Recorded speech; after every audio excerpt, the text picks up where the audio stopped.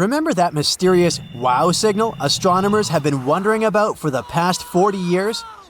Well, buckle up, because we have some interesting news about it. For those of you who may not know, the wow signal was a radio sound detected back in 1977 by an astronomer while working at the Big Ear Radio Telescope in Ohio. The signal was so unique and intense that the man scribbled "wow" in the margin of the data printout, and the name stuck ever since. But what made the wow signal so special? Well, for one thing, it was never detected again. Despite astronomers pointing their telescopes to that same region of space numerous times over the years, the signal never reappeared. It was like a cosmic one-hit wonder.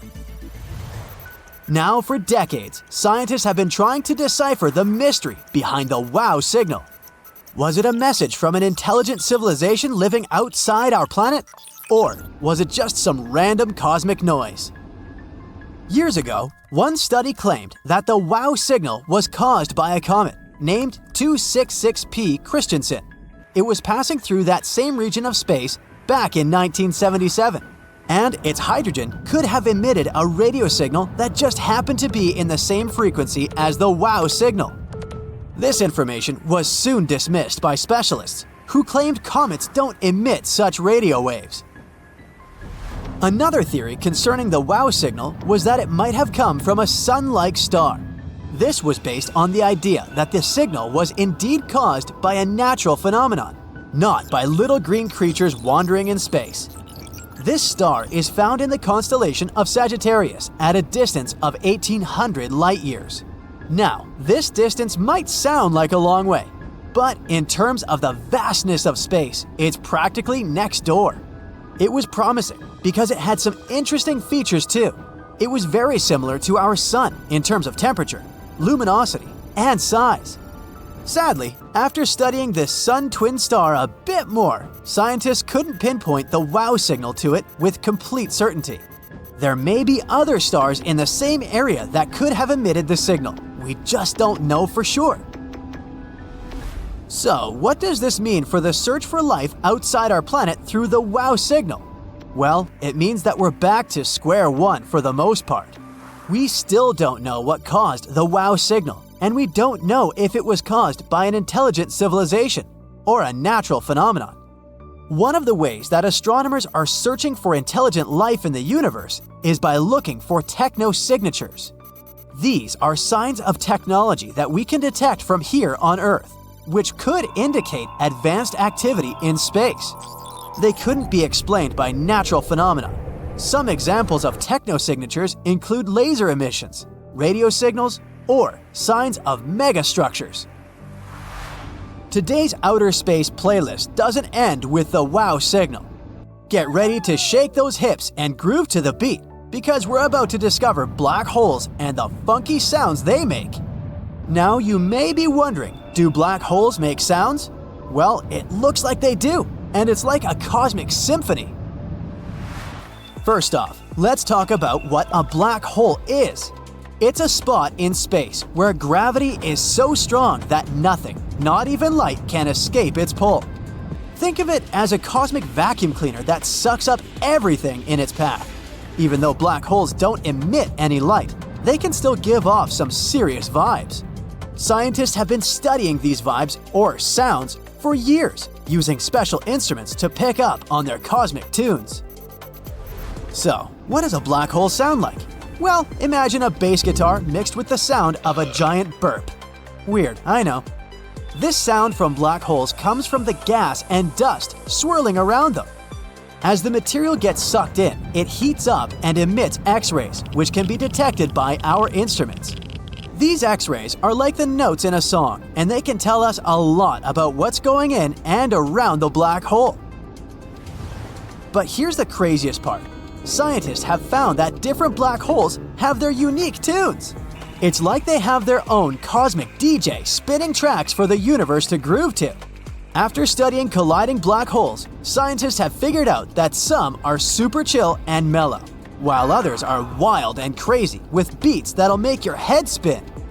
Who knows, maybe one day we'll figure out a way to tap into that cosmic beat and use it to power our spaceships. If we can turn sound waves into electricity here on Earth, who's to say we can't do the same thing in space? The mysterious bloop sound baffled scientists for ages too. Only this one came from a completely different location, from deep within our Earth's waters. Picture this. You're chilling on your couch minding your own business, when suddenly you hear a loud, eerie noise coming from your speakers.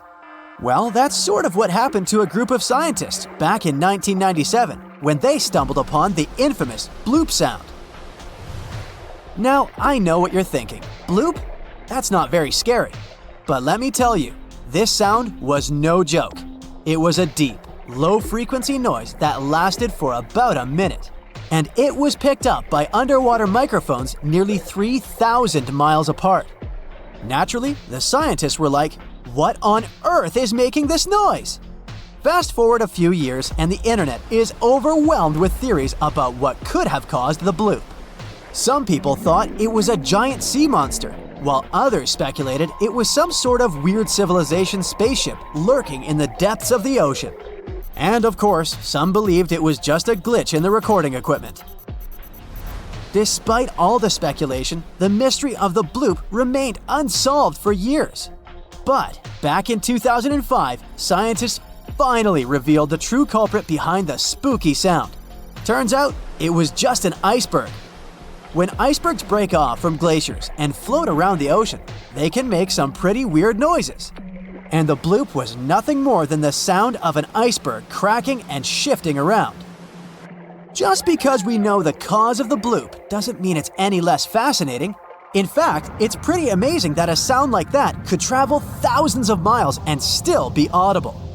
Plus, the fact that it took scientists years to figure out what caused it, it just goes to show how much we still have to learn about our planet. No playlist is complete without a sad, heartbreaking song. And speaking of that, have you heard of the loneliest whale in the world? It's a fascinating story that starts back in 1989, when American specialists were looking for submarines. Instead of submarines, though, they stumbled upon a whale that had a uniquely high-pitched voice, which earned it the title of the loneliest whale. Why is it called the loneliest whale? Well, most blue whales speak at frequencies between 10 and 40 hertz, but this whale's voice is at a frequency of 52 hertz, which is a low bass note to human ears.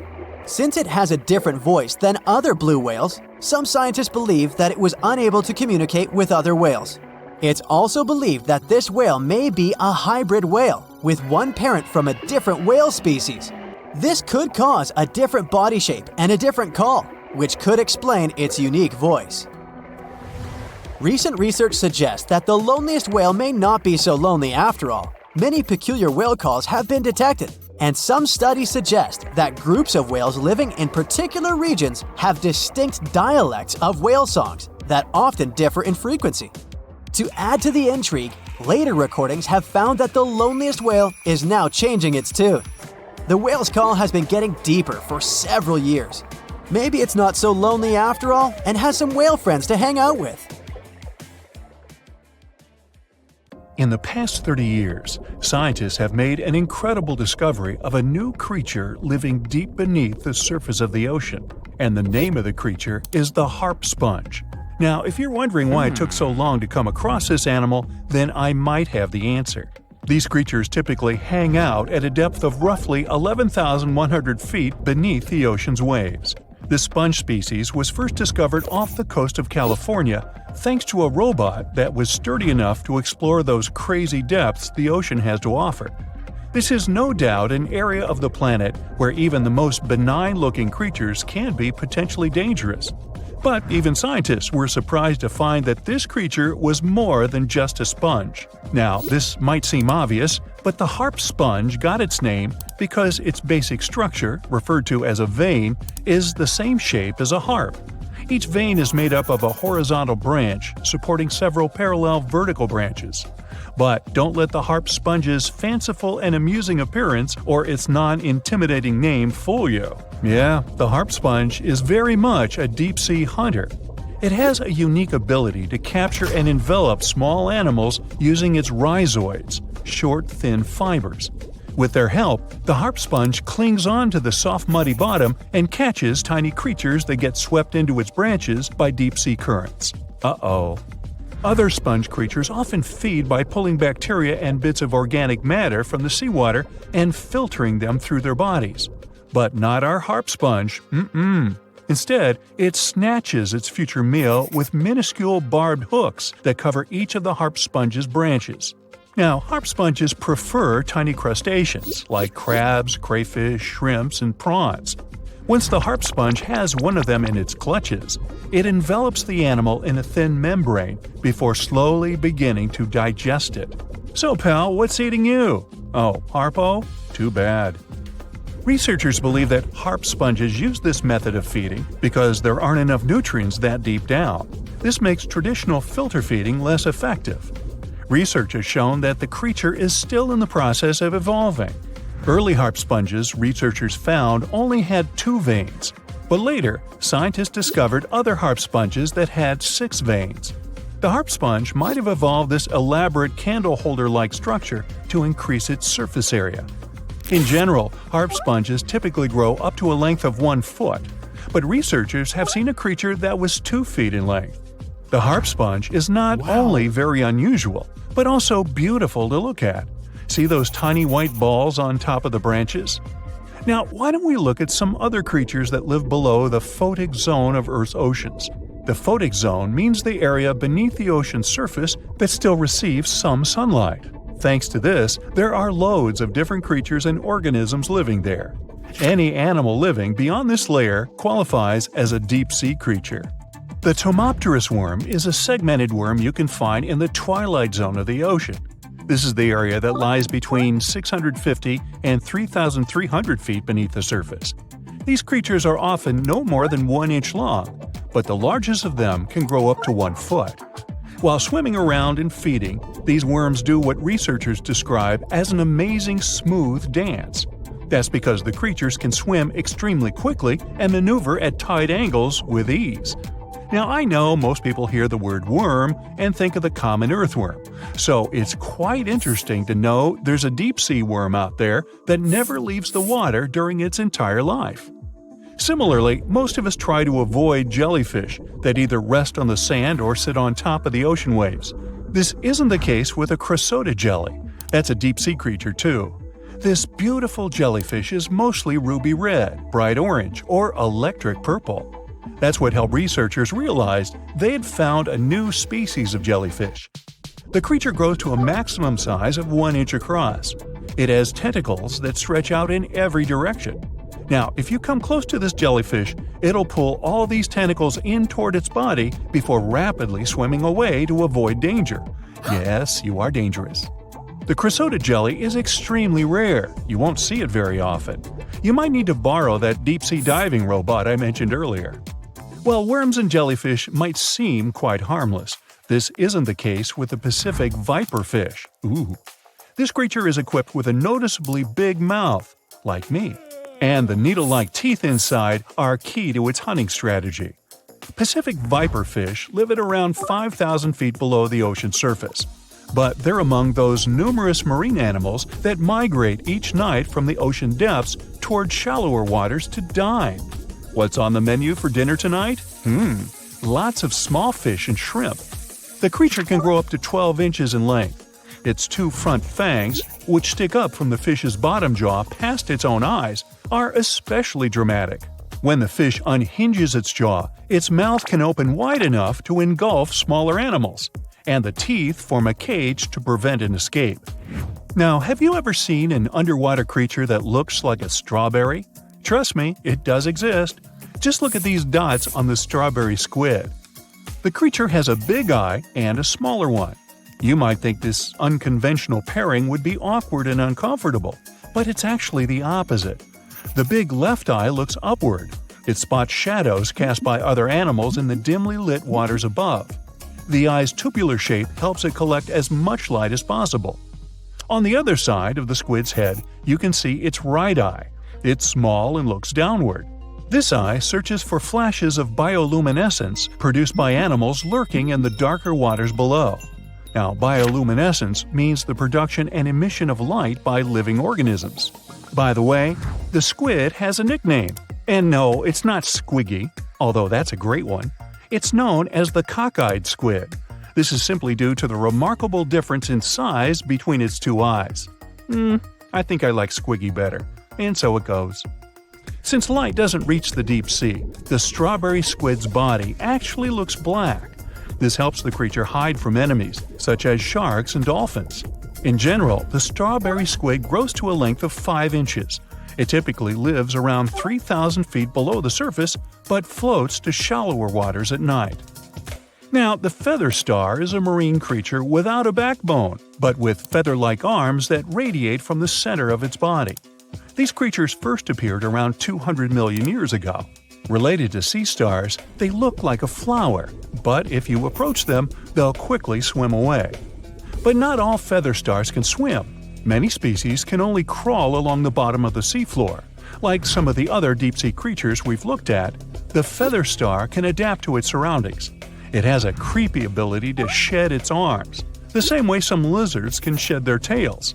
This also helps them escape from their enemies. Feather stars live all across the globe, from the equator to the poles, from the shallow waters on top of reefs to the deep, deep sea. Now, given that we're dealing with mysterious creatures, the name of this one is quite fitting.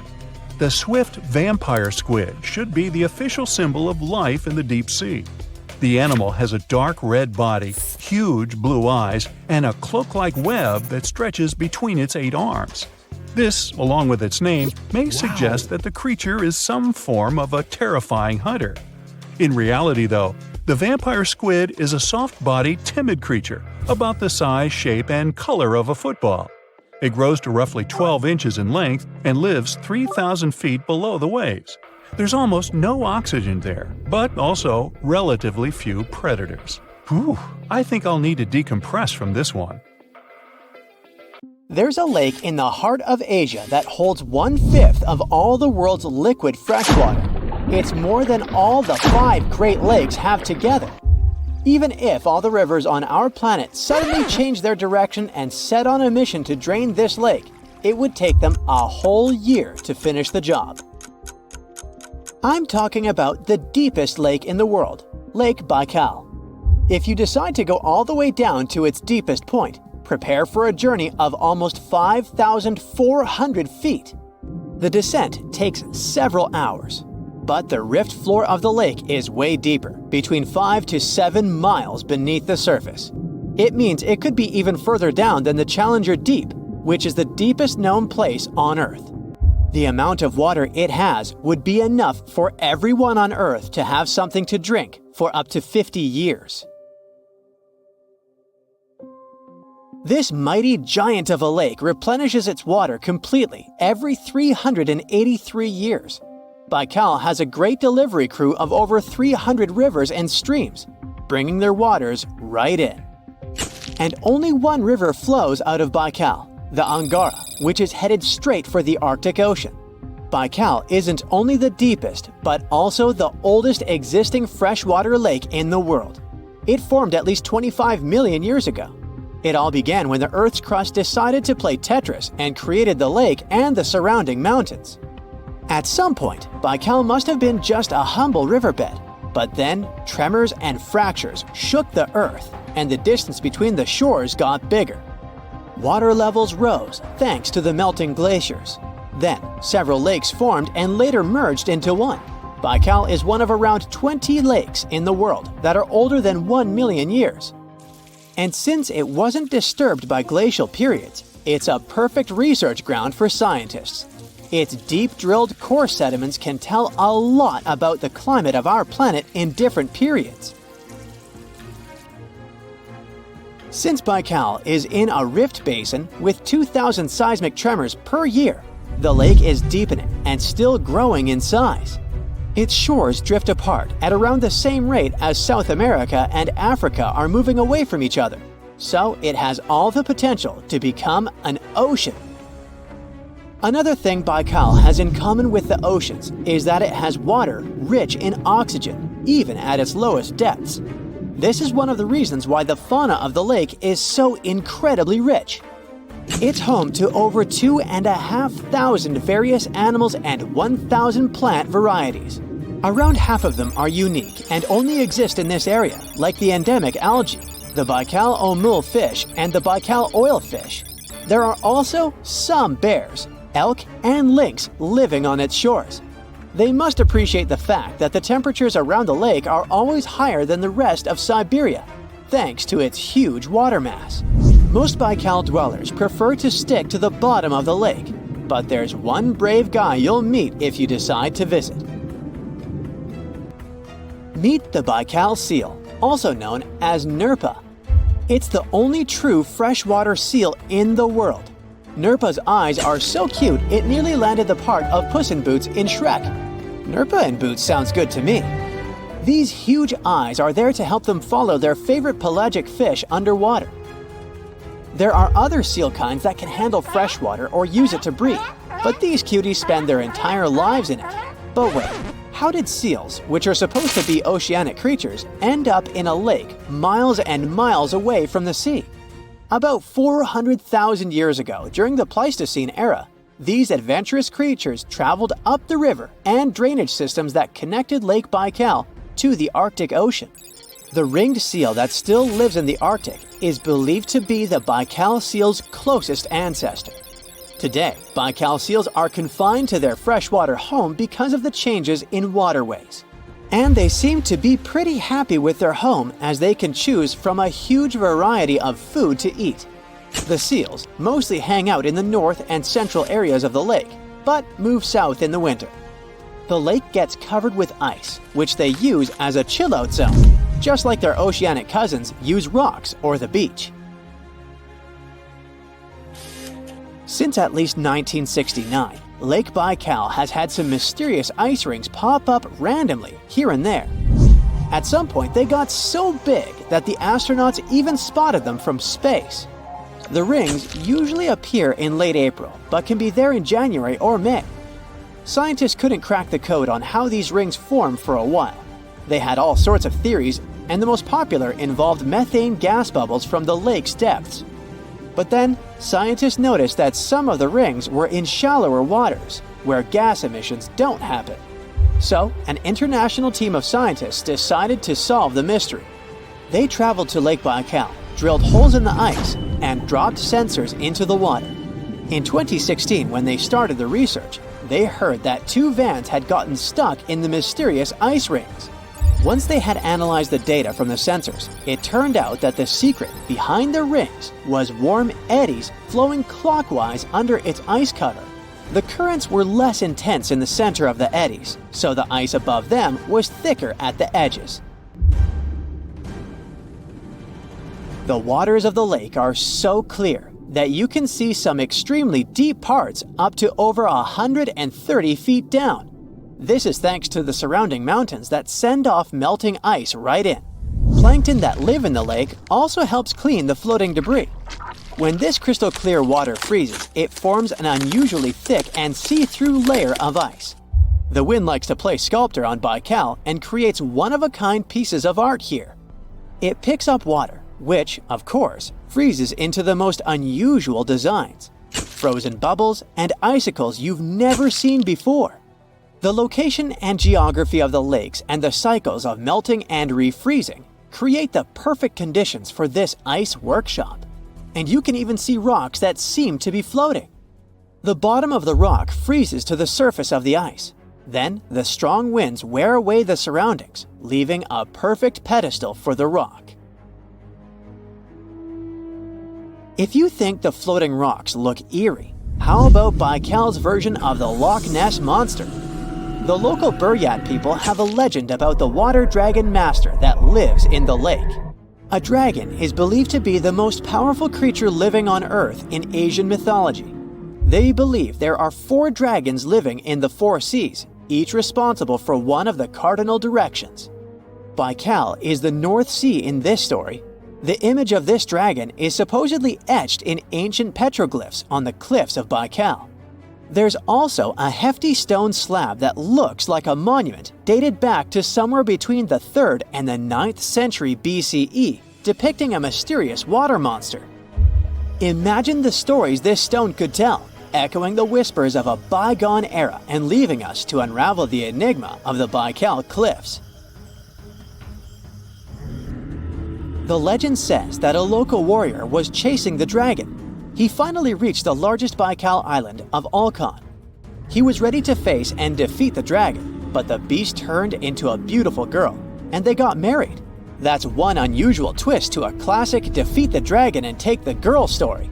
So, local legends describe that dragon as a giant sturgeon with an almost gator-like snout and armored body.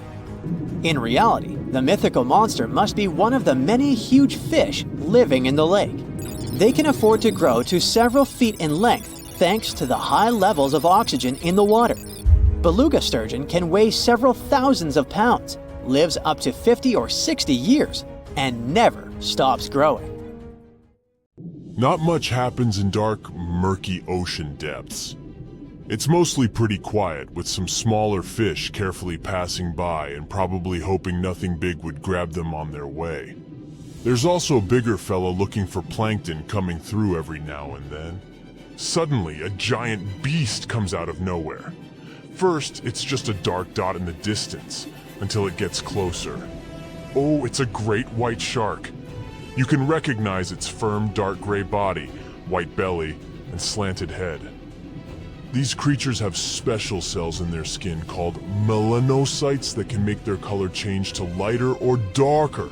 This way, a shark can blend in with its surroundings, which is a nice ace up its sleeve and the reason why we barely even see one coming by.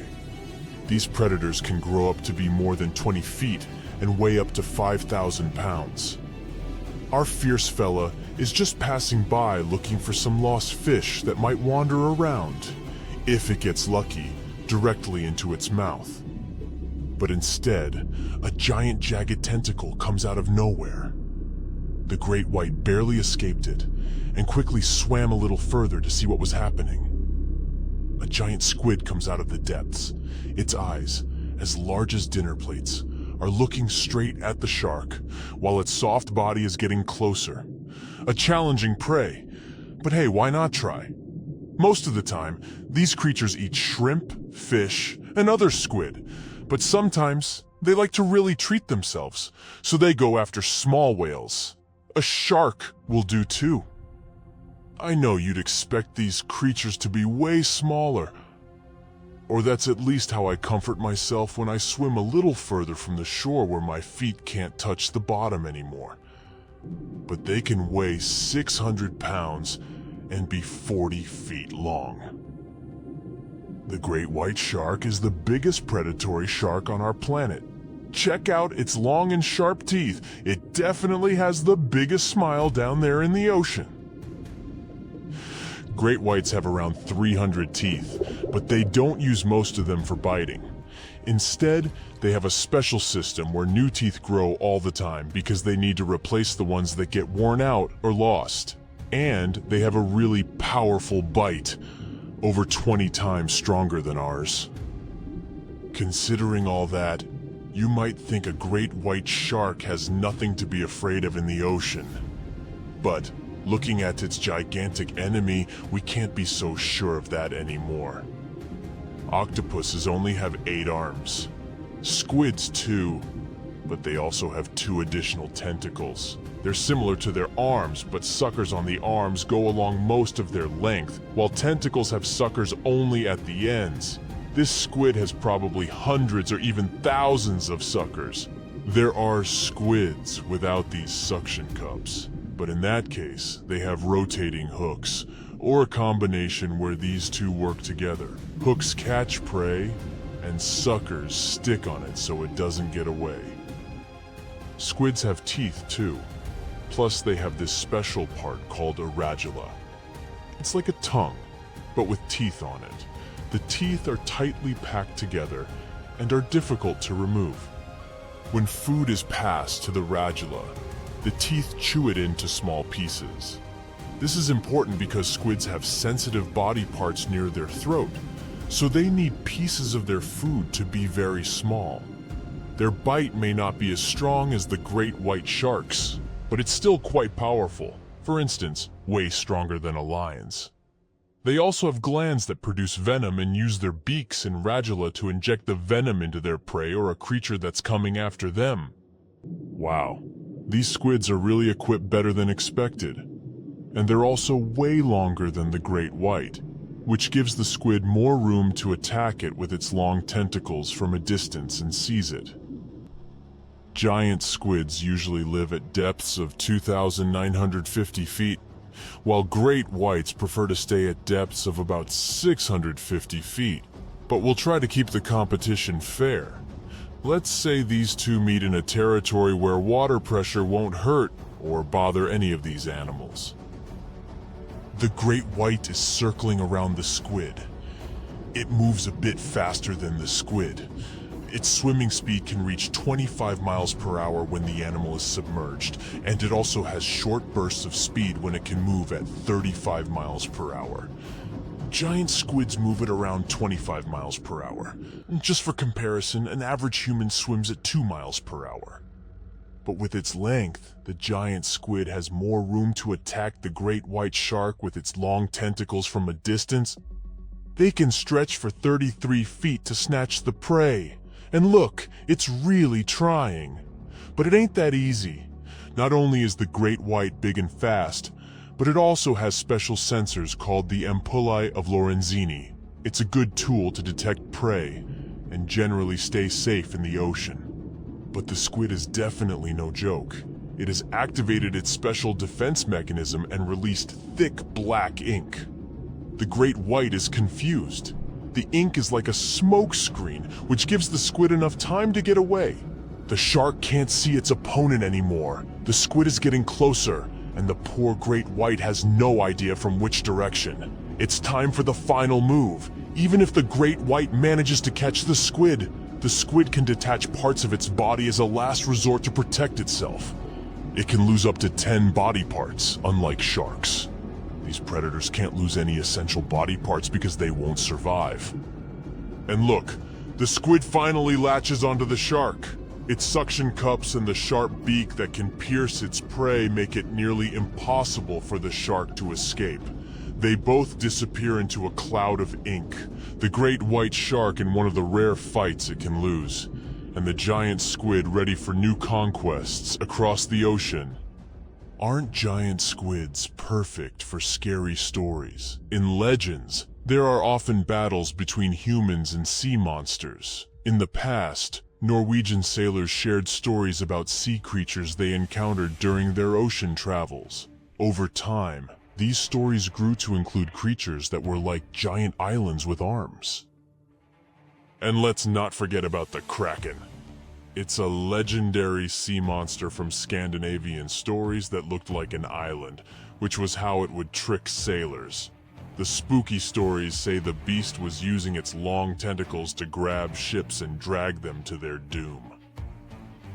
And do you remember Jules Verne's novel 20,000 Leagues Under the Sea, which describes an encounter between a ship and a giant squid? In real life, giant squids don't eat humans, and they're not particularly interested in going after ships.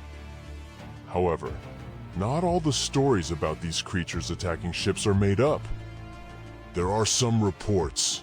For example, in the 1930s, something attacked a Norwegian tanker, the Brunswick, 3 times. And yes, it was indeed the work of a giant squid. Fortunately, the squid couldn't grip onto the ship's steel hull, so it ended up getting caught in the propellers. But even though everything was okay in the end, just looking at this gigantic monster trying to take your ship down to the bottom must have been terrifying.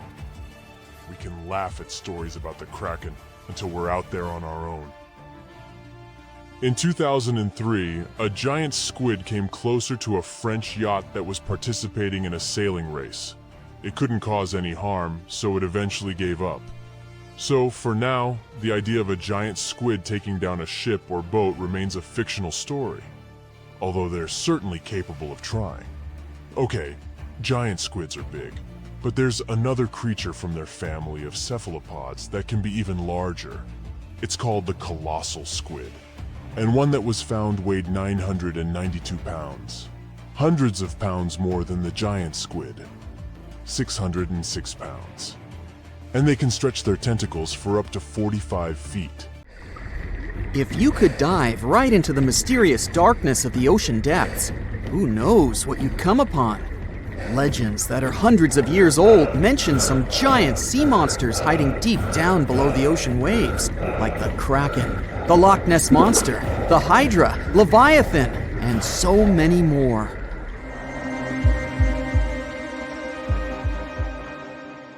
Okay, no one has ever seen such monsters, but there are still weird and unusually big sea spiders, squid, worms, and many other animals that grew way more than we'd expected.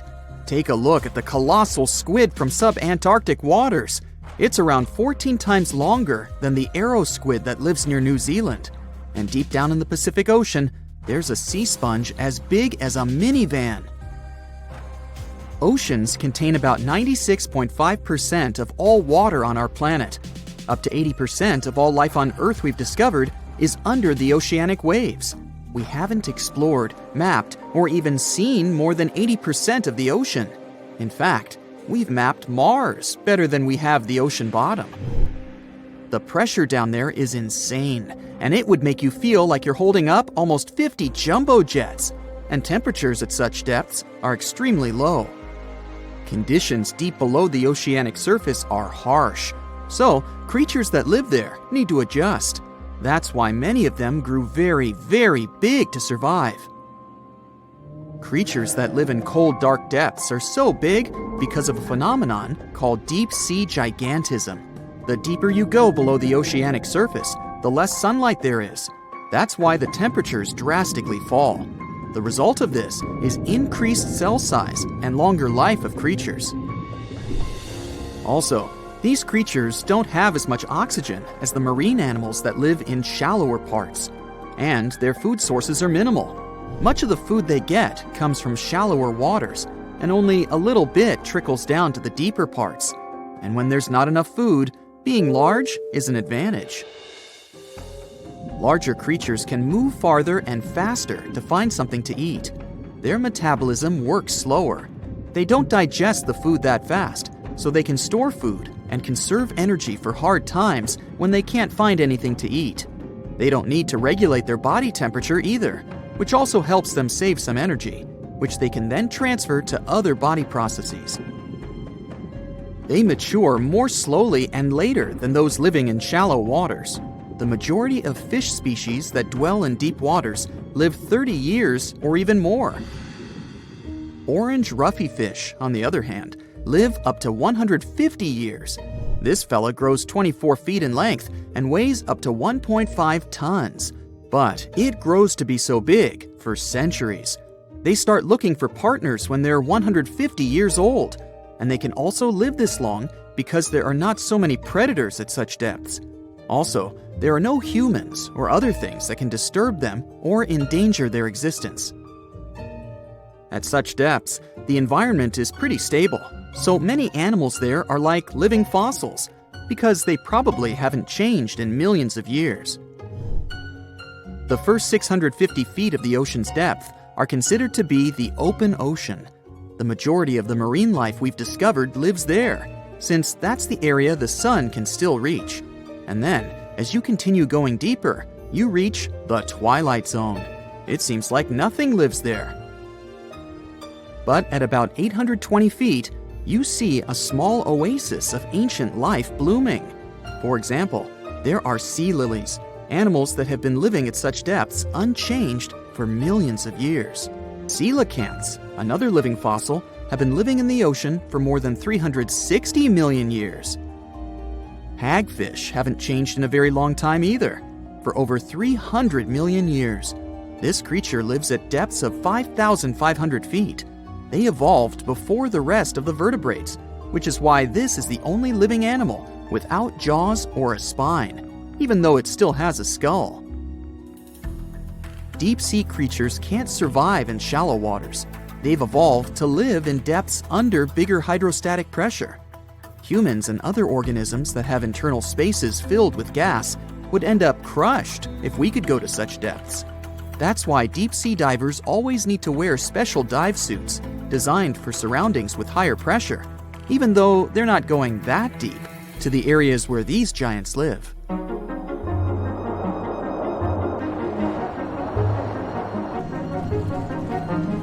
But near Antarctica, you can see gigantism way closer to the surface, like giant sponges, sea slugs, sea spiders the size of a dinner plate, worms, and even some enormous single-celled organisms.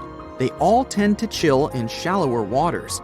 Scientists are not sure why exactly, but they think it could have something to do with oxygen.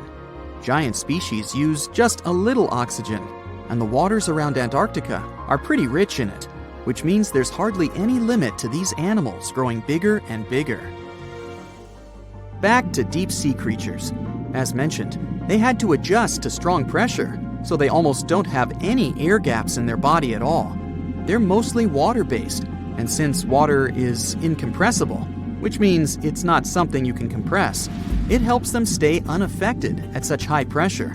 But because of all that, if they were to go up towards the surface, they'd probably swell up, maybe even explode. Just look at the blobfish, the one that takes the title of the ugliest animal in the world. It looks normal deep down below the surface, where its natural habitat is. But when it gets up to the surface, where the pressure is 120 times lower, it changes its shape. The blobfish doesn't have a skeleton or muscles, so without high deep-sea pressure, it ends up being all floppy and saggy. The dark oceanic depths are not just scary to watch, but to listen to as well. In 1997, scientists were trying to find underwater volcanoes located off the South American coast. During their travels, they recorded one of the loudest noises ever registered. It was pretty weird, too.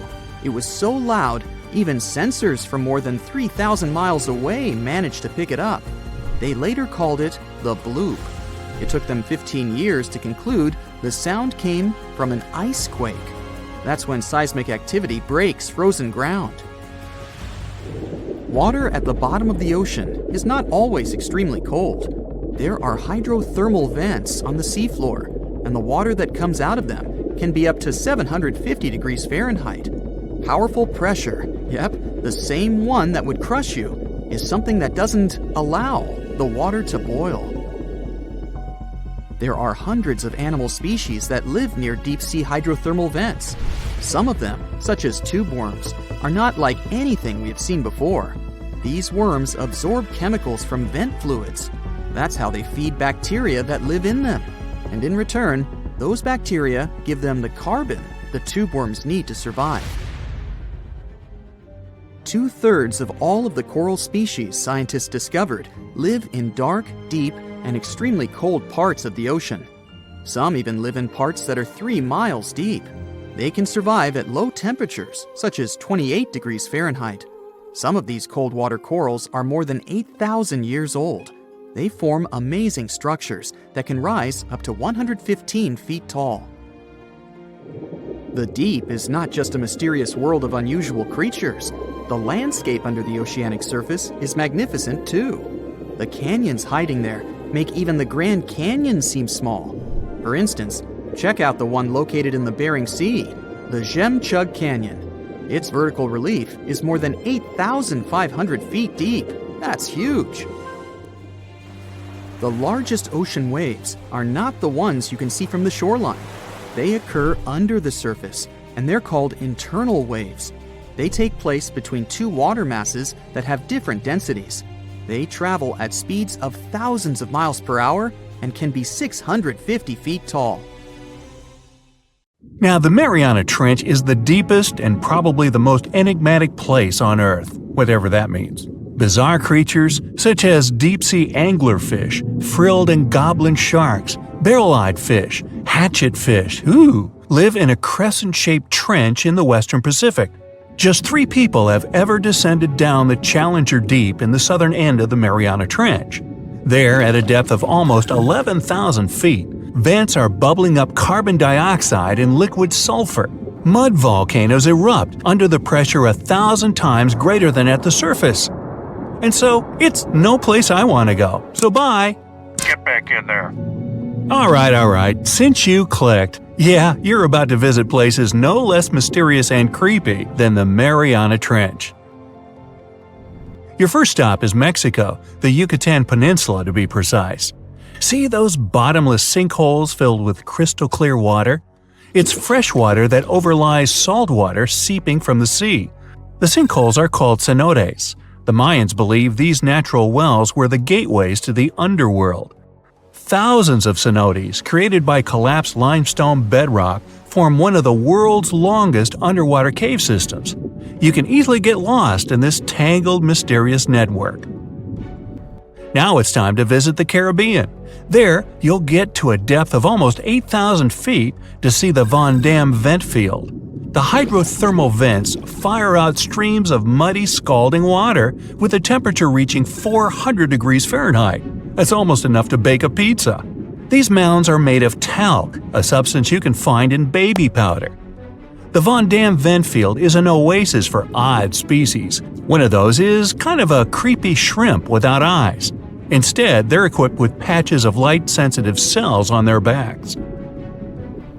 Now, you don't have to travel far away. The next enigma on your list is also in the Caribbean. Just off the coast of Belize, there is a giant sinkhole. It's also blue. Yep, that's the Great Blue Hole. The thing is about 1,000 feet across and more than 400 feet deep. Once, a long time ago, this hole was a cave until rising waters filled it, making it collapse in on itself. The deeper you descend into the Great Hole's crystalline waters, the darker it becomes. You see tons of stalactite-filled caves, but don't even try to enter them unless you want to get hopelessly lost. Once you reach a depth of 50 feet, you notice the water shimmer. That's the invisible line dividing the sinkhole's salty top from the freshwater abyss. Time to get out of there. Who knows what you might come across in the murky depths? Your next destination is off the Pacific Northwest coast. Almost 500 streams of methane bubbles were discovered there several years ago. Because of the bubbles, the vents got the name champagne seeps, which sounds better than the fart spas. Scientists are still puzzling over this phenomenon. Where does the methane come from? Underwater cows? Why is its temperature warmer than that of the surrounding ocean? And most importantly, what would happen if you managed to light a match somewhere near a large bubble? Methane is a highly flammable gas, and setting a methane bubble on fire, well, you get the picture. And now you're off to Iceland. The plan is to dive into Silfra, a fissure filled with pure glacier water. This 206-foot deep crack is the only underwater place on the planet where you can touch 2 continents at once. The deeper you go, the darker it becomes. The rocky landscape looks otherworldly. Divers who dare to visit this incredible place risk having their gear frozen, getting hypothermia, or not surviving whatsoever. After all, the water temperature in Silfra Fissure is about 35 degrees Fahrenheit year-round. Your next destination is Scotland. Okay, cue the bagpipes. If you dive in the Gulf of Corryvreckan, a narrow strait between 2 islands, you'll see massive underwater rocks and deep holes. They create the 3rd largest permanent whirlpool on the planet, the Corryvreckan Maelstrom. The water moves through the strait at breakneck speed. It hits the underwater rocks, and the place looks like a pot with boiling water. The waves, created in the process, sometimes reach a height of 15 feet, and you can still hear the roaring whirlpool from 10 miles away. It's believed the Corryvreckan Maelstrom has swallowed dozens of sailors over the centuries. They were caught unaware by the ferocity of this natural phenomenon and pulled underwater in the blink of an eye. Okay, enough bagpipes. Your adventures are getting more and more extreme. You're heading for Antarctica. There, in the Southern Ocean, you'll find the Ross Sea Ice Shelf. Say that 5 times real fast. Later, not now. It's roughly the size of Spain, with the ocean underneath containing as much water as the North Sea. Once, scientists drilled all the way down through this enormous chunk of ice. Imagine their astonishment when they found life in those extreme conditions. the researchers came across dozens of mysterious species not known before. The most unnerving were upside-down swimming fish and overturned sea anemones hanging in the frigid waters. Hopefully, bizarre places with a notorious reputation don't frighten you. Well, too bad, because you're about to visit the Bermuda Triangle. It's an area between Bermuda, Florida, and Puerto Rico where planes and ships seem to vanish in thin air. For the first time, this place attracted a lot of attention in 1945. That's when 5 U.S. Navy planes disappeared during training. Before radio contact was lost, the flight leader said, "We're entering white water. Nothing seems right." After that, the planes with 14 men flying them disappeared. Even scarier, a rescue plane with 13 people on board never came back as well. Some people believe the mythical city of Atlantis lies at the bottom of the triangle.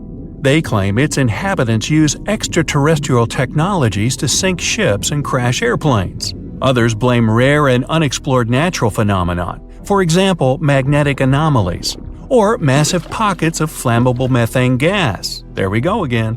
Then, if a bolt of lightning ignited a giant methane bubble near a ship or a plane, this could probably make it sink without a trace, except the smell.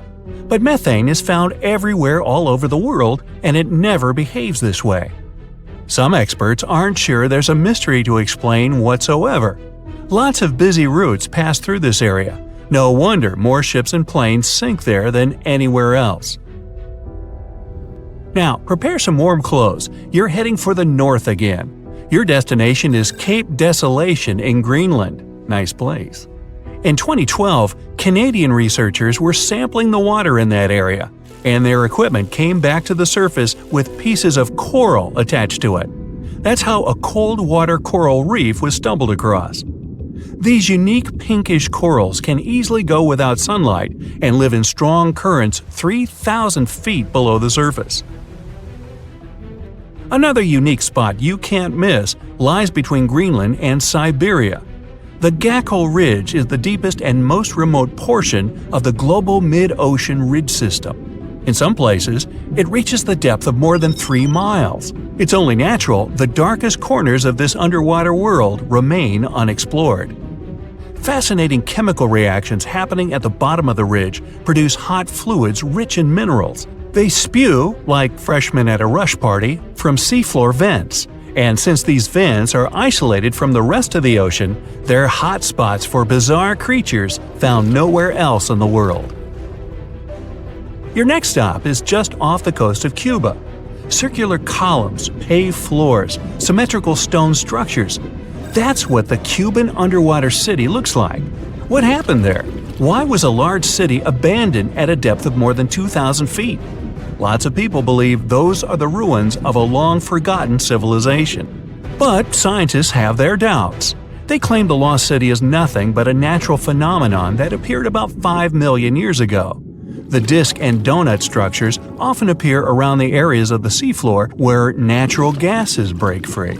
Again with the gases. When you come to visit the Sargasso Sea in the middle of the North Atlantic Ocean, you won't find its shores. Instead, it's surrounded by powerful ocean currents. These are the same currents that turn the sea into a gigantic convention for dense brown seaweed. In the 19th century, a French ship was discovered in the Sargasso Sea. Its sails were set, but not a single crew member was on board. This mysterious disappearance made people believe the seaweed was carnivorous. The Sargasso Sea is indeed a weird place. It's always eerily calm and unnaturally warm, even though it's surrounded by the churning, freezing waters of the Atlantic Ocean. Could one of these bizarre places become a home to the largest marine predator ever, the megalodon? The giant shark's teeth, some larger than an adult man's hand, have been found pretty much all over the world. But since these creatures preferred warm, shallow waters, they lived along the coastlines of all continents except Antarctica. In other words, it'd be a waste of time to search for the giant predator in the depths of the Mariana Trench, in Greenland, or in Mexican cenotes. But then, could it choose the waters of the Caribbean to hide from the hustle and bustle of the modern world? Don't get your hopes up. There's been no proof the megalodon does exist these days. It wasn't a shy, elusive animal, and still, no one has seen this shark lurking around recently. Not even near the fart spas. Are you a pro swimmer? Brave enough to take a dip in any ocean or sea? Bad news. There are some places you should avoid no matter how well you swim or dive. Some of these places have dangerous underwater rocks, strong currents and tides. Others are famous for legends about monsters and mysterious creatures. So let's dive into this aquatic horror show. Have you ever heard the word the strid?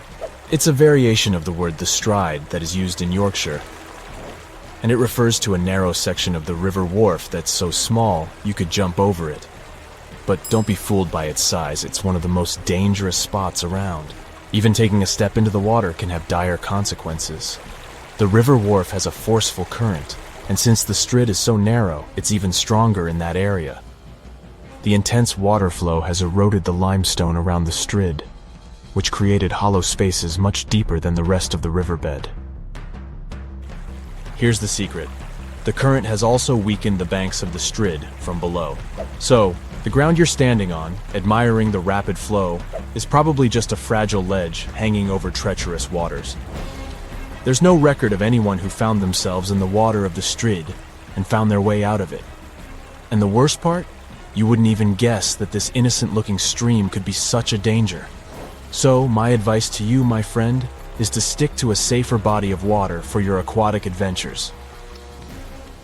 If you're looking for a weekend getaway in California, Horseshoe Lake is the spot for you. It's got everything. Sandy beaches, hiking trails, and picnic areas, but wait, there's more to it than meets the eye. This lake has a dark side, namely around 100 acres of dead trees that surround it. And it's not just the trees that have been claimed by this lake.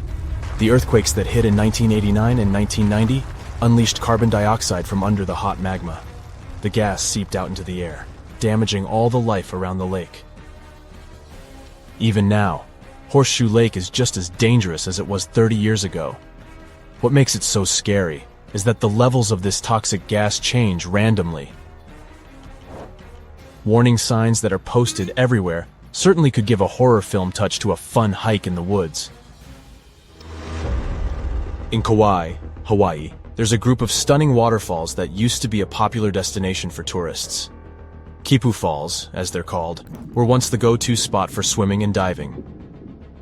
To get to them, you had to take a long walk along a dirt path until you finally arrived at a breathtaking view of a 20-foot waterfall pouring into a crystal-clear pool below. But since 2011, this area has been off-limits to the public. Why, you ask? Well, there have been a lot of accidents at Kipu Falls. Obviously, jumping off the top of the waterfall would be an obvious reason for that, but in addition, there were much more mysterious cases. Witnesses tell tales of swimmers peacefully enjoying the pool at the bottom of the falls, only to be suddenly dragged under the surface. No definite explanation was found to these accidents. The locals believe that the water spirit Mo'o is to blame because it doesn't appreciate being disturbed by loud tourists. There's also a theory of a powerful whirlpool at the bottom of the pool. In any case, guide publishers do not mention Kipu Falls anymore, and trespassing is severely punished. The Samisen Hole, located in the Gulf of Thailand, is the ultimate spot for thrill-seeking divers, but it's also the most dangerous one. With a drop of 280 feet, it's the deepest diving site in the region. But its depth is not the only reason it is considered a place to avoid. The area is a major shipping zone for giant oil tankers. The strong currents around the hole make diving even more treacherous. And if that's not enough, the Samisen Hole is also home to deadly barracudas that could easily attack unsuspecting divers. The water is so murky that visibility is nearly zero, making it challenging to spot these aggressive sea creatures. All in all, the Samisen Hole is a breathtaking but extremely hazardous spot that should only be explored by experienced divers with nerves of steel. Let me tell you about New Smyrna Beach, the shark attack capital of the world. If you're looking for a relaxing vacation spot in Volusia County, Florida, you may want to reconsider this beach. The waters around New Smyrna Beach are teeming with fish, which attracts a lot of sharks.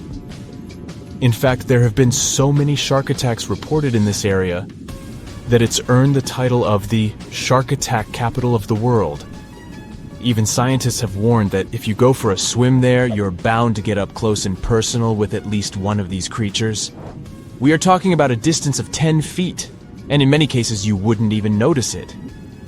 To make matters worse, the bull shark, one of the most dangerous and aggressive types of sharks, has been spotted in these waters. Once again, Kauai is on our list. The beach on Nepali coast called Hanakapiai Beach might look like heaven on earth, but don't be fooled. To get there, you have to trek through a super steep, rocky 2-mile trail. There are no lifeguards on this remote beach, so even if you decide to take a dip in the water, you're on your own. The biggest threat to your safety is the incredibly strong rip currents.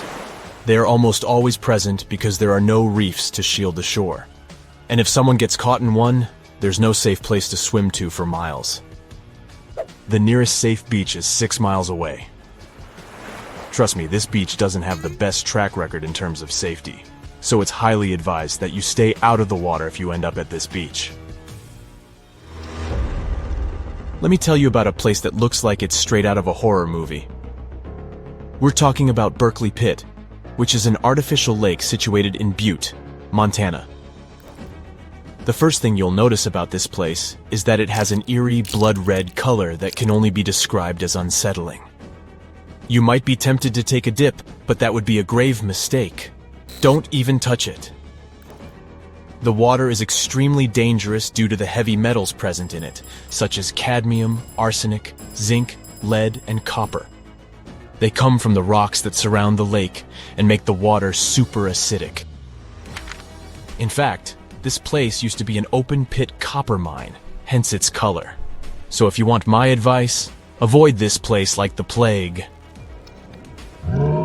There are 3 lakes in Africa that maybe are the most dangerous places of all that I have mentioned so far. They're all located in Africa. Lake Monoun and Lake Nyos in Cameroon and Lake Kivu in Rwanda are all like ticking timers ready to go off. They were formed over underground pools of molten rock, and sometimes this molten rock releases toxic gases like methane and carbon dioxide right into the water. When this happens, the gases can build up until they suddenly burst out of the water, creating massive waves that can wipe out everything in their path. This type of outburst is called a limnic eruption, and it can release a cloud of poisonous gas that can be harmful to everything in the vicinity. The most terrifying part? These explosions can happen at any moment with no warning.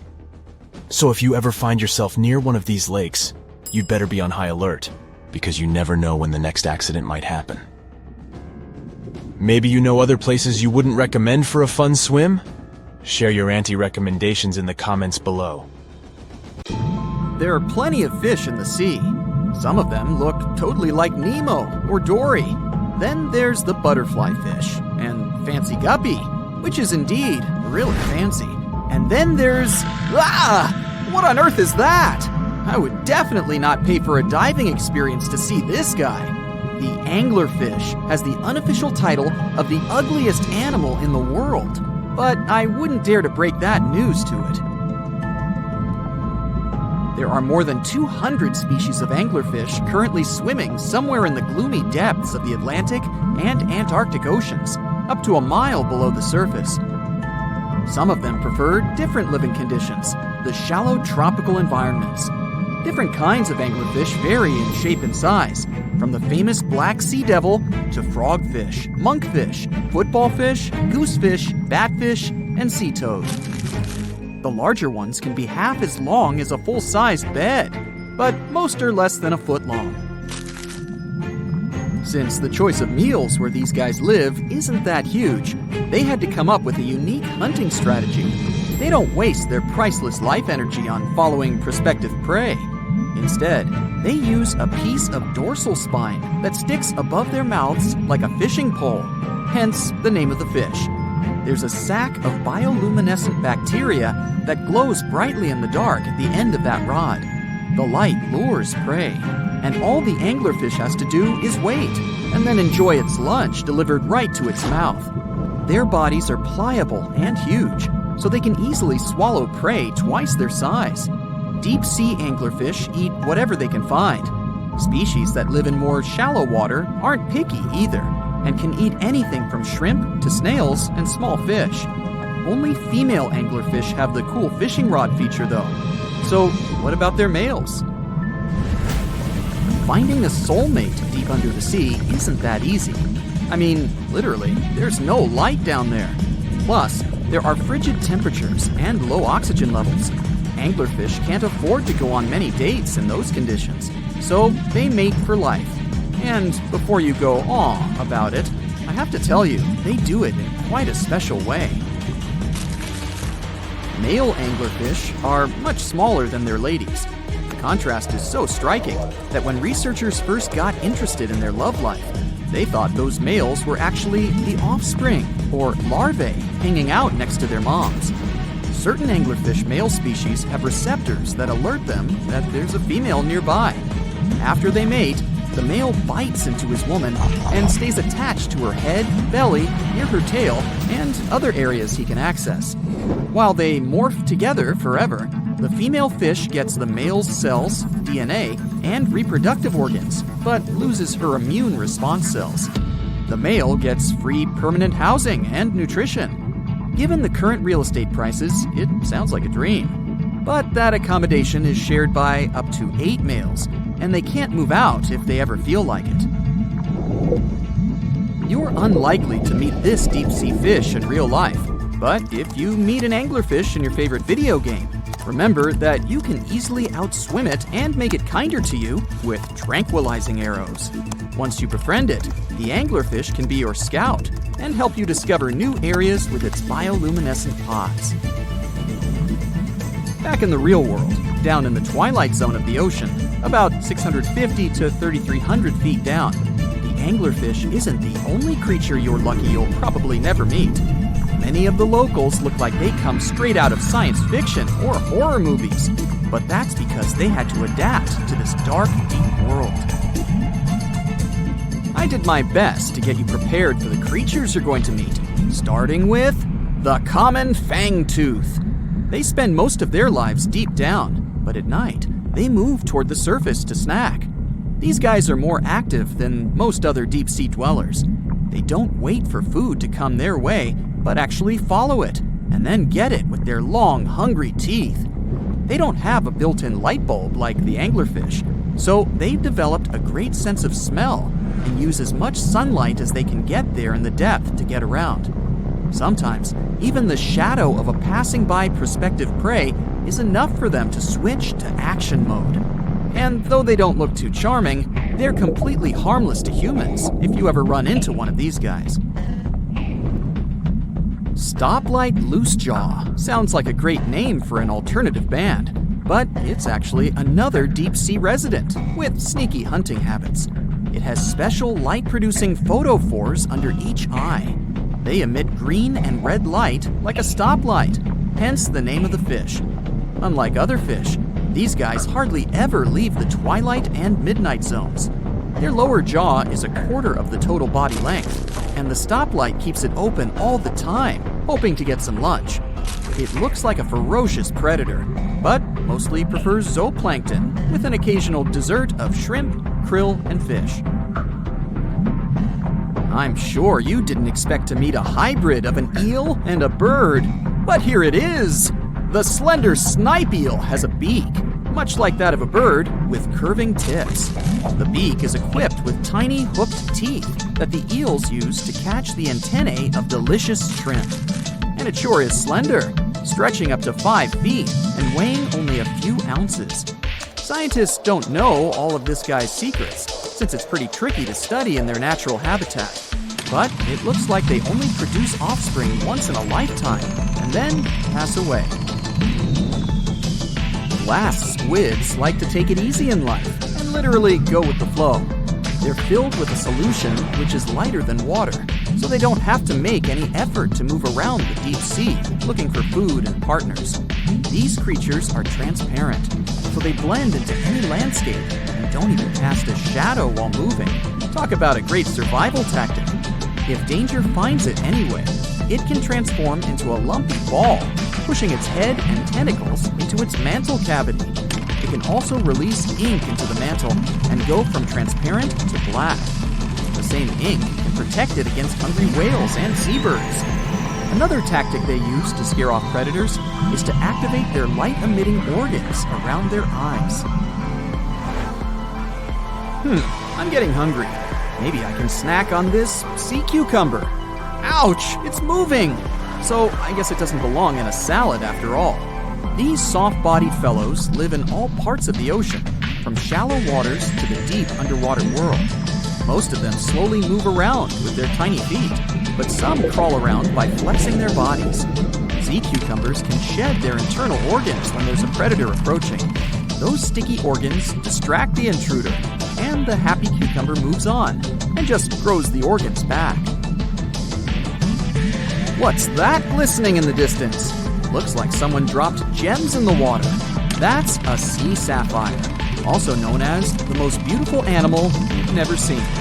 Some males of this type of copepod can change color from deep blue to purple, red, or gold. 1 second later, it's gone.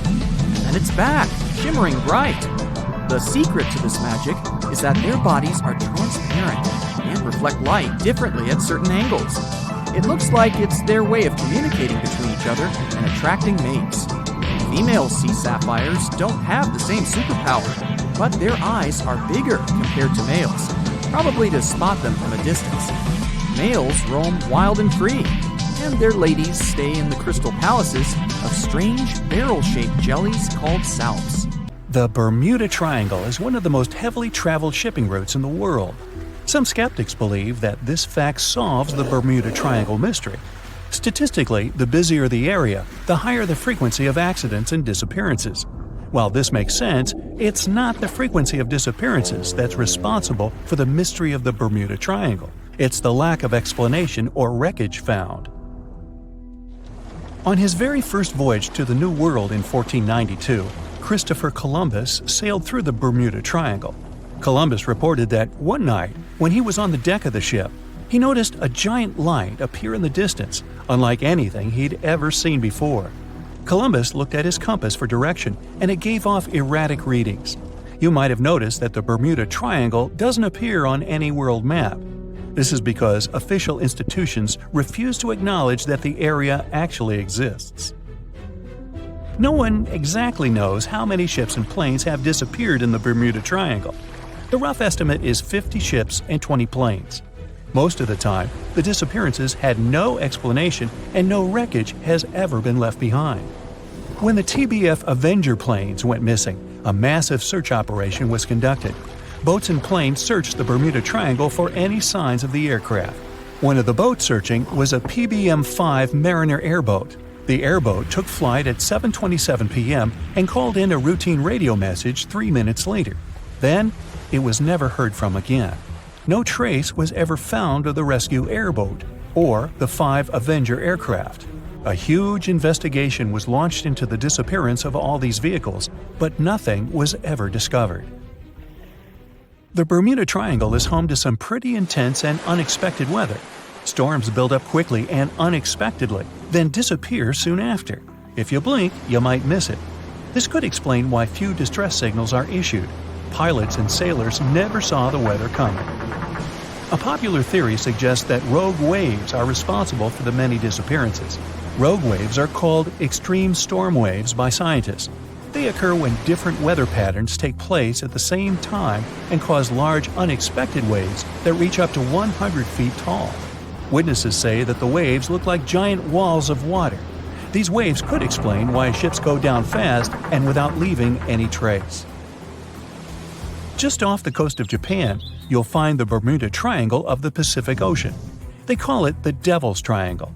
Between 1950 and 1954, 9 ships disappeared in this area without leaving a trace. The ship Kaio Maroon 5 was sent to investigate these unexplained disappearances when it also vanished. After this incident, the Japanese authorities labeled the area as a danger zone, and sailors were encouraged to avoid it. Some people blame all disasters on the extraterrestrial paranormal activity. Others suppose it's all about raging natural phenomena. Some scientists believe the cause of anomalies is the environmental changes. Also, there's a really high concentration of methane hydrates on the bottom of the ocean in the Pacific Bermuda area. This gas tends to set off, and when it happens, bubbles start forming on the surface of the water. These gas eruptions can interrupt the ability to float and can easily sink a ship. Because of this chemical reaction, there won't be even a trace left. Underwater volcanoes are said to be another possible explanation for the Japanese Dragon's Triangle. In fact, they can take down even small islands. Luckily, nobody lives there. It's a pretty common thing in this area that some of them disappear underwater and others appear out of the blue because of seismic activity. You'll never find the Dragon's Triangle on any official map of the world, so nobody's quite sure about how large it is in reality. In July 2015, 2 teenagers disappeared after setting sail off the coast of Florida. There's some mystery about what the 2 teens were really getting up to. They told their parents that they were just going to fish, but they told their friends that they were crossing to the Bahamas. Shortly after they left, a line of thunderstorms moved towards the area, and the boys were never heard from again. A massive search was conducted, but sadly, nothing was found. 1 year later, the pair's boat was found off the coast of Bermuda with a broken iPhone and some personal effects left inside. One of the most popular and bizarre theories trying to solve the Bermuda Triangle mystery comes from Charles Berlitz. He insists that the area is home to the lost city of Atlantis. The missing ships and planes and malfunctioning equipment, according to him, were all caused by rays of energy let out by the special energy crystals that power Atlantis. While this sounds silly, Berlitz's theory was convincing enough that over 20 million people bought his book worldwide. Previously, the compass wouldn't work well in the Bermuda Triangle since the lines of the 2 poles coincided here, true north and magnetic north. But if you fall into this line, your compass will behave strangely. But the magnetic north is constantly shifting, and now it's far beyond the triangle. No legend says pirates of the last centuries operate in the Bermuda Triangle, or that the Flying Dutchman makes other ships disappear. A popular theory is that ships travel to the distant past or future through a time portal in the Bermuda Triangle. Fortunately, these are all myths. Just imagine hundreds of giant tentacles reaching out to a group of ships sailing through the Bermuda Triangle. In the past centuries, they could easily sink an entire fleet, since the ships were made of wood and were lighter. Squids wrapped decks with their strong tentacles, made holes in the ship's hulls with their sharp beaks. Toothy suction cups could break the masts and tear the sails. The water was filling the holds and slowly rising to the deck. The ship sank in a matter of minutes. Survivors reached the shore and told everyone about huge monsters. This is how the legends of the Kraken appeared. Fortunately, now people have sonars and equipment for monitoring the sea space. They say the main reason why this place is so enigmatic must be the magnetic fields that form this ominous triangle. Ocean floor is made of rocks containing a lot of magnetite. It's more like iron. Magnetic fields react to the high concentration of magnetite on the ocean floor, which may start a sort of conflict between the two. It can often lead to various weather anomalies and, as a result, navigation issues. And naturally, any changes in the ocean floor or the Earth's magnetic fields influence the Bermuda Triangle a lot. Magnetic fields tend to shift their position, so do tectonic plates and even the continents, even though we never notice it. The skies are usually very clear there, but back in 1883, some people witnessed abnormal things in the area. Some claim to have seen large blocks of ice falling from the skies, and the crew even managed to save one as hard proof. Seems like the Bermuda Triangle has an alternate not only on Earth, but even in space. Spacecraft usually don't disappear into thin air, though, like there's no air. This anomalous area is really large and stretches right above the South Atlantic. It occupies the area from Chile to Zimbabwe and sits right at the point where Van Allen radiation belts are the closest to the surface of our planet. The Earth has 2 such belts, which come in handy trapping the particles that shoot in from the sun. They do a great job protecting the Earth from radiation. The magnetic field there is lower, so it allows the Earth's radiation belt to come closer to the surface. Whenever a satellite passes by, it will be exposed to radiation, which might lead to serious damage. So, no satellite can take pictures of it. The South Atlantic anomaly is part of the Earth where natural radiation just flows out of control. Still, there is little evidence that all these triangles are really dangerous. Many believe the Bermuda Triangle itself has been proven time and again to be nothing but a work of fiction. In fact, some shipwrecks, such as the Ellen Austin, gained popularity in the middle of the 20th century, while nobody even thought of drawing a triangle in the Bermuda area before that. The mystery was popularized by science fiction writers and became a common myth, while no serious research proved it any more dangerous than other parts of the world's ocean. So, the crew of the Ellen Austin back in 1881 weren't even aware of the Bermuda Triangle back then, let alone afraid of it. What do you think?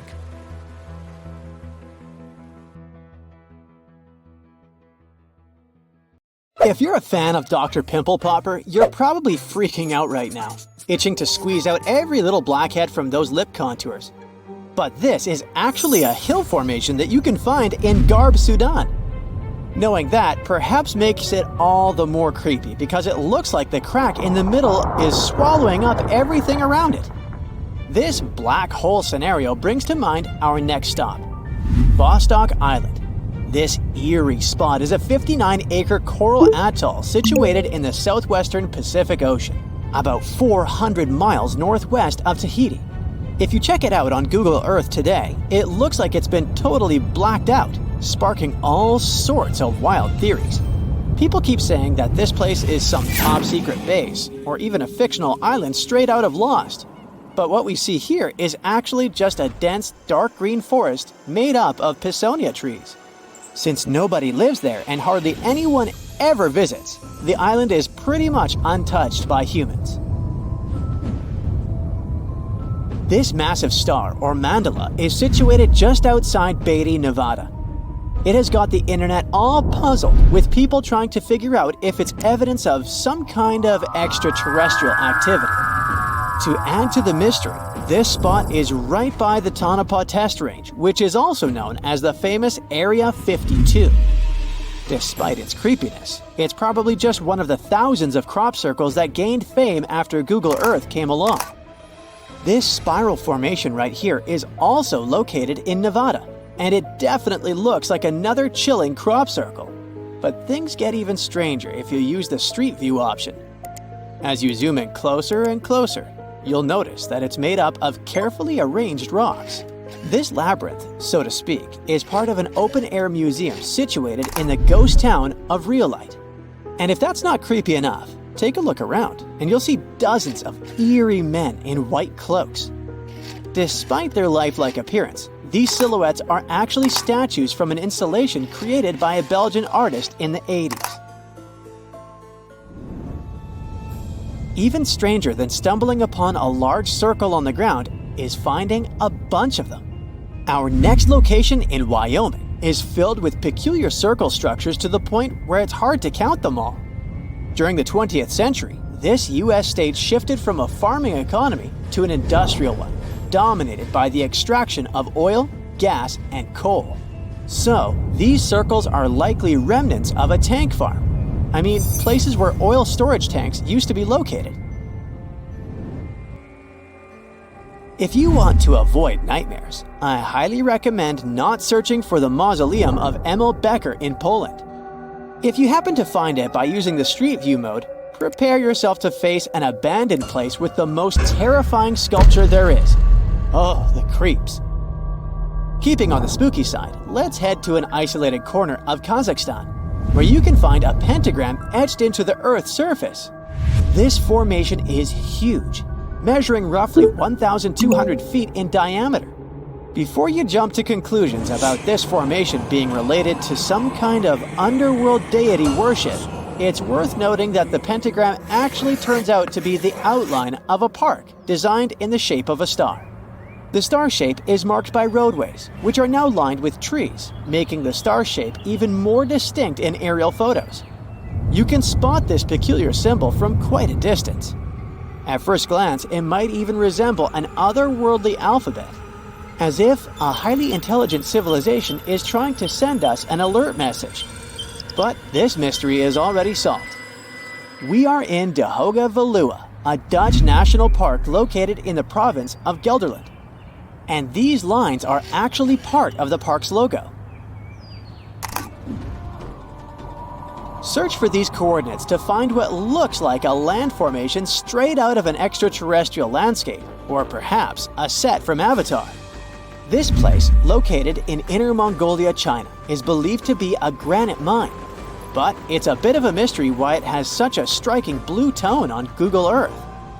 If you check it out on Microsoft Bing Maps, for example, the same location appears in a much more natural tone. In the Australian outback lies a massive geoglyph known as the Maori Man. Discovered in the late 90s, it appears to represent an indigenous Australian man hunting with a boomerang or stick.